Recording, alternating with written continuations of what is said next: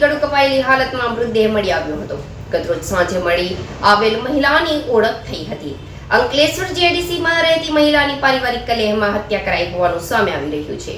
Police દ્વારા શકમંદ આરોપીની અટક કરી પૂછપરછ શરૂ કરાઈ હતી.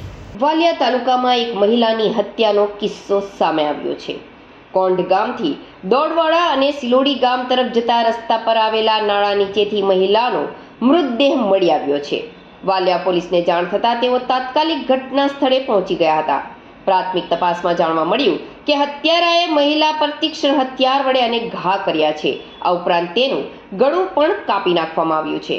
પોલીસે મૃતદેહને પોસ્ટમોર્ટમ માટે હોસ્પિટલમાં ખસેડ્યો છે. હાલ સુધી મૃતક મહિલા અંકલેશ્વર જીઆઈડીસીમાં રહેતી હોવા સાથે પારિવારિક કલહમાં હત્યા કરાઈ હોવાનું અને તેના હત્યામાં સામેલ શકમંદની પોલીસ દ્વારા હાલ પૂછપરછ શરૂ કરાઈ છે.